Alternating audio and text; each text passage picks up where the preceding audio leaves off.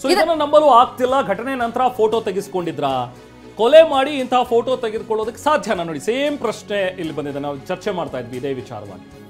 ಇವರೆಂಥ ವ್ಯಕ್ತಿಗಳು? ನಾನು ಆಕಸ್ಮಿಕವಾಗಿ ತೆಗೆಸ್ಕೊಂಡಿದ್ದೆ ಅನ್ನೋಂಥ ವಿಚಾರ. ನೋಡಿ, ದರ್ಶನ್ ಜೊತೆ ಆರೋಪಿಗಳ ಫೋಟೋಗೆ ಜಡ್ಜ್ ಪರ್ದಿವಾಲಾ ಅವರು ಅಚ್ಚರಿ ವ್ಯಕ್ತಪಡಿಸಿದ್ದಾರೆ. ಇದು ನಂಬೋದು ಸ್ವಲ್ಪ ಕಷ್ಟ ಅಂತ. ಯಾಕಂದ್ರೆ ಘಟನೆ ಆಯ್ತು, ಒಬ್ಬ ವ್ಯಕ್ತಿಯಲ್ಲಿ ಸತ್ಬಿದ್ದಾನ ಅಂತ ಹೇಳಿದಾಗ, ಕೊಲೆ ಮಾಡಿದ್ಮೇಲೆ ಹಿಂಗೂ ಫೋಟೋ ತೆಗೆಸ್ಕೊಳ್ಳೋದಕ್ಕೆ ಸಾಧ್ಯ ಇದೆಯಾ? ಇವ್ರೆಂಥ ವ್ಯಕ್ತಿಗಳು ಹಾಗಾದ್ರೆ? ನಾನು ಆಕಸ್ಮಿಕ ಫೋಟೋ ಅಂತ ಅನ್ಕೊಂಡಿದ್ದೆ ಇದನ್ನ ಅನ್ನೋದನ್ನ ಪರ್ದಿವಾಲಾ ಅವರು ಆಶ್ಚರ್ಯ ವ್ಯಕ್ತಪಡಿಸ್ತಾ ಇದ್ದಾರೆ. ಅಂದ್ರೆ ಈಗ ಏನು ಸಿದ್ಧಾರ್ಥ ಲೂಥ್ರಾ ಅವರು ಹೇಳಿದ್ರು, ಈಗ ಅದಕ್ಕೆ ದರ್ಶನ್ ಪರ ವಕೀಲರು ಹೇಳೋದು ಬೇರೆ ಬೇರೆ ಟೈಮಲ್ಲಿ ತೆಗೆಸ್ಕೊಂಡ್ರು ಅಂತ. ಬಟ್ ಇವ್ರು ಹೇಳ್ತಾ ಇರೋದು ಅವತ್ತೇನು ಘಟನೆ ಆಯಿತು, ಅವತ್ತೇನು ಹಲ್ಲೆ ನಡೆಸಿದ್ರು ರೇಣುಕಾಸ್ವಾಮಿ ಮೇಲೆ, ಆ ರೇಣುಕಾಸ್ವಾಮಿ ಹಲ್ಲೆ ಮಾಡಿದ ನಂತರ ಅದೇ ಜಾಗದಲ್ಲಿ ನಿಂತ್ಕೊಂಡು ತೆಗೆಸಿರುವಂಥ ಫೋಟೋ ಇದು ಅಂತ. ಆಗ ಜಡ್ಜ್ ಅಚ್ಚರಿಯನ್ನು ವ್ಯಕ್ತಪಡಿಸ್ತಾ ಇದ್ದಾರೆ. ಹೌದಾ, ಈಗೂ ಆಗೋದಕ್ಕೆ ಸಾಧ್ಯನಾ? ಒಬ್ಬ ವ್ಯಕ್ತಿನ ಸಾಯೋ ಮಟ್ಟಕ್ಕೆ ಹೊಡೆದು ಅವನ ದೇಹದ ಮುಂದೆನೇ ನಿಂತ್ಕೊಂಡು ಫೋಟೋ ತೆಗೆಸ್ಕೊಳ್ಳೋದಕ್ಕೆ ಸಾಧ್ಯ ಇದೆಯಾ? ನಾನು ಬಹುಶಃ ಬೇರೆ ಬೇರೆ ಫೋಟೋ ಏನೋ ಅನ್ಕೊಂಡಿದ್ದೆ, ಬಟ್ ಆ ಥರನೂ ಆಗೋದಕ್ಕೆ ಸಾಧ್ಯನಾ ಅನ್ನುವಂಥದ್ರ ಬಗ್ಗೆ ಪರ್ದಿವಾಲಾ ಅವರು ಅಚ್ಚರಿ ವ್ಯಕ್ತಪಡಿಸಿದ್ದಾರೆ. ಎಸ್, ಈ ಪ್ರಕರಣದಲ್ಲಿ ಹಂತ ಹಂತವಾಗಿ ಎಲ್ಲ ವಿಚಾರಗಳು ಬೆಳಕಿಗೆ ಬರ್ತಾ ಹೋಯ್ತು, ಜೊತೆಗೆ ಎಲ್ರಿಗೂ ಅಚ್ಚರಿ ಮೂಡಿಸಿತು. ಈಗ ಜಡ್ಜ್ ಕೂಡ ಅಚ್ಚರಿಯನ್ನ ವ್ಯಕ್ತಪಡಿಸ್ತಾ ಇದ್ದಾರೆ ಇದರಲ್ಲಿ ಬೆಳಕಿಗೆ ಬಂದಂತ ವಿಷಯ. ಆದ್ರೆ ಅಚ್ಚರಿ ಜೊತೆಗೆ ಅದು ಒಪ್ಪಿಕೊಳ್ಳುವಂಥದ್ದು ಆಗತ್ತಾ ಜಡ್ಜ್ಗೆ ಅನ್ನೋದು ಇಲ್ಲಿ ಬಹಳ ಪ್ರಮುಖ ಆಗತ್ತೆ. ಯಾಕಂದ್ರೆ ಸಹಜವಾಗಿ ಒಂದು ಕೊಲೆಯಂತಹ ದೃಶ್ಯಗಳು ನಡೆದಾಗ, ಘಟನೆಗಳು ನಡೆದಾಗ, ಕೊಲೆ ಆದ್ಮೇಲೆ ಕೊಲೆ ಮಾಡಿದಂಥವ್ರು ಫೋಟೋ ತೆಗೆಸ್ಕೊಳ್ತಾರ ಅನ್ನೋದು ಸಹಜವಾಗಿ ಎಲ್ರಿಗೂ ಅಚ್ಚರಿ ಮೂಡಿಸುವಂತ ವಿಷಯ. ಆದ್ರೆ ಇದಕ್ಕೆ ಯಾವ ರೀತಿಯಲ್ಲಿ ಉತ್ತರ ಕೊಡ್ತಾರೆ ಲೂಥ್ರಾ ಅವರು, ಅದಕ್ಕೆ ಸಾಕ್ಷೀಕರಿಸುವಂತಹ ಏನು ವಿಷಯಗಳಿವೆ, ಜೊತೆಗೆ ಅದೇ ಸಂದರ್ಭದಲ್ಲೇ ಅವರು ತೆಗೆದುಕೊಂಡಂತಹ ಫೋಟೋ ಅನ್ನೋದಕ್ಕೆ ಪುಷ್ಟೀಕರಿಸೋದಕ್ಕೆ ಏನಾದ್ರೂ ಇದೆಯಾ, ಅದ್ರ ಬಗ್ಗೆ ಬಹುಶಃ ಈಗ ಅವರು ಉತ್ತರಿಸ್ತಾರೆ. ತನಿಖೆ ಹಂತದಲ್ಲೂ ಕೂಡ ನಾವು ಗಮನಿಸಿದ ಹಾಗೆ ಅವತ್ತೇನ್ ಹಲ್ಲೆ ಆಗತ್ತೆ, ಆತ ನಿತ್ರಾಣನಾಗಿ ಬೀಳ್ತಾನೆ, ಅದಾದಾಗ ಆತ ಅಲ್ಲಿ ಸತ್ತಿರ್ಲಿಲ್ಲ ಅನ್ನೋದನ್ನ ಹೇಳ್ತಾರೆ. ಒಂದು ವಾದದ ಪ್ರಕಾರ ಅವಾಗ್ಲೇ ಆತ ಸತ್ತಿರ್ಲಿಲ್ಲ, ಸ್ವಲ್ಪ ನಿತ್ರಾಣನಾಗಿದ್ದ ಅಂತ.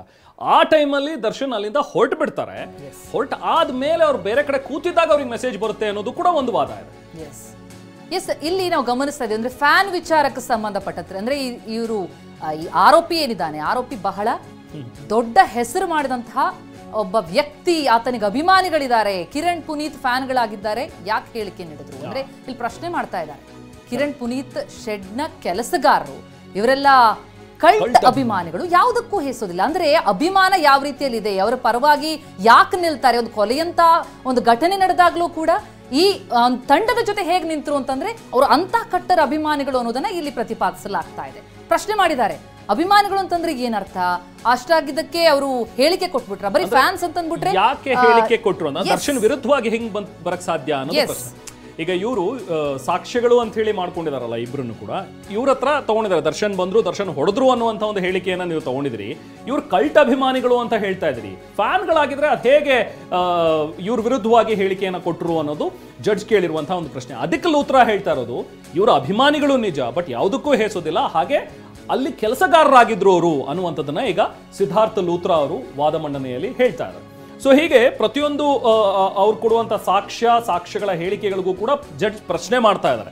ಅಂದ್ರೆ ಒಂದು ಕ್ಲಾರಿಟಿಯನ್ನು ತಗೊಳ್ತಾ ಇದ್ದಾರೆ. ಈ ಪ್ರಕರಣದಲ್ಲಿ ಏನಾಗಿದೆ, ಎಲ್ಲಾದ್ರೂ ಲೂಪ್ ಹೋಲ್ಸ್ ಇದೆಯಾ? ಯಾಕಂದ್ರೆ ಇದು ಒಬ್ಬ ವ್ಯಕ್ತಿಯ ಭವಿಷ್ಯದ ಪ್ರಶ್ನೆ. ಅಂದ್ರೆ ಆತ ಜೈಲಿಗೆ ಹೋಗ್ಬೇಕಾ ಅಥವಾ ಹೊರಗಡೆ ಇರಬೇಕಾ ಅನ್ನುವಂಥದ್ದು ಒಂದು ಪ್ರಶ್ನೆ. ಬೇಲ್ ಕ್ಯಾನ್ಸಲ್ ಆಗ್ಬೇಕಾ ಅಥವಾ ಕಂಟಿನ್ಯೂ ಆಗ್ಬೇಕಾ ಅಂತ.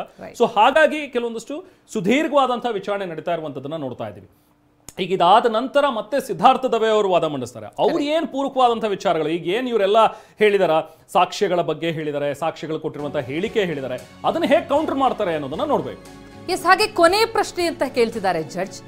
ಹೈಕೋರ್ಟ್ ಈ ಇಬ್ಬರು ಸಾಕ್ಷಿಗಳ ಬಗ್ಗೆ ಏನು ಹೇಳಿದೆ, ಪ್ರಮುಖ ಸಾಕ್ಷಿಗಳೇನಿದೆ, ಅವರು ನಂಬಲರ್ಹ ಸಾಕ್ಷ್ಯ ಅಲ್ಲ ಅಂತ ಯಾಕೆ ಭಾವಿಸಿದ್ರು, ಯಾಕೆ ಈ ಸಾಕ್ಷಿಗಳು ನಂಬಲರ್ಹ ಅಲ್ಲ ಅಂತ ಹೇಳಲಾಗ್ತಾ ಇದೆ, ಈ ಇಬ್ಬರು ಸಾಕ್ಷಿಗಳ ಬಗ್ಗೆ ಹೈಕೋರ್ಟ್ ಏನ್ ಹೇಳಿದೆ ಅನ್ನೋದನ್ನ ಪ್ರಶ್ನೆ ಮಾಡ್ತಾ ಇದ್ದಾರೆ. ಹೈಕೋರ್ಟ್ ಅಲ್ಲಿ ಆದಂತಹ ಬೆಳವಣಿಗೆ ಕುರಿತಂತೆ ಸುಪ್ರೀಂ ಕೋರ್ಟ್ ನ ಜಡ್ಜ್ ಪ್ರಶ್ನೆ ಮಾಡ್ತಾ ಇದ್ದಾರೆ. ನಂಬಲರ್ಹ ಸಾಕ್ಷ್ಯ ಅಲ್ಲ ಅಂತ ಯಾಕೆ ಹೇಳಿದ್ರು, ಅಂದ್ರೆ ನಾವ್ ಯಾಕೆ ನಂಬೇಕಾಗಿದ್ರೆ, ನಂಬುವಂತದ್ ವಿಚಾರಗಳು ಏನಿದೆ ಅದ್ರ ಬಗ್ಗೆ ಹೇಳಿ. ಇವರು ಸಾಕ್ಷಿಗಳು ಅಂತ ಹೇಳ್ತಾ ಇದ್ದೀರಿ, ಹೈಕೋರ್ಟ್ ಇದನ್ನು ಒಪ್ಪಲಿಲ್ಲ, ನಂಬಲರ್ಹ ಸಾಕ್ಷ್ಯ ಅಲ್ಲ ಅಂತ ಯಾಕೆ ಅವರು ಭಾವಿಸಿದ್ದಾರೆ, ಹಾಗಿದ್ರೆ ಯಾಕಾಗಿ ಇದನ್ನು ಸಾಬೀತುಪಡಿಸೋದಕ್ಕಾಗ್ಲಿಲ್ವಾ, ಅಲ್ಲಿ ಏನಾಯ್ತು ಅನ್ನೋದ್ರ ಬಗ್ಗೆ ಪ್ರಶ್ನೆ ಮಾಡ್ಲಾಗ್ತಾ ಇದೆ. ಎರಡು ಸಾಕ್ಷಿಗಳ ಕುರಿತಂತೆ ಈಗ ಏನ್ ಹೇಳ್ತಾರೆ ಅನ್ನೋದು, ಯಾಕಂದ್ರೆ ಅಲ್ಲಿ ನಂಬಲಿಲ್ಲ ಅಂತಂದ್ರೆ ಇಲ್ಲಿ ನಂಬಬೇಕಾಗತ್ತೆ ಅಂತಂದ್ರೆ ನಂಬುವಂತಹದ್ದೇನಿದೆ ಪೂರಕವಾಗಿ ವಿಚಾರ. ಯಾಕಂದ್ರೆ ಕಪಿಲ್ ಸಿಬಲ್ ಅವರು ಕೂಡ ಮೊನ್ನೆ ವಿಚಾರಣೆಯಲ್ಲಿ ಅದನ್ನೇ ಹೇಳಿದ್ರು. ಒಂದೇ ಒಂದು ಸಾಕ್ಷ್ಯ ದರ್ಶನ್ ಅವರು ಎಕ್ಸಾಕ್ಟ್ ಆಗಿ ಅಲ್ಲಿ ಇದ್ರು, ಅವ್ರು ಕೊಲೆ ಮಾಡಿದ್ದಾರೆ ಅನ್ನುವಂಥದ್ದಕ್ಕೆ ಇಲ್ಲ ಅಂತ ಅವ್ರು ಹೇಳ್ತಾರೆ. ಹೈಕೋರ್ಟ್ ಅಲ್ಲೂ ಕೂಡ ಇವ್ರು ಕೊಟ್ಟಂತಹ ಒಂದು ಸ್ಟೇಟ್ಮೆಂಟ್ಗಳಿಗೆ ಅಷ್ಟು ಮಾನ್ಯತೆ ಸಿಗೋದಿಲ್ಲ.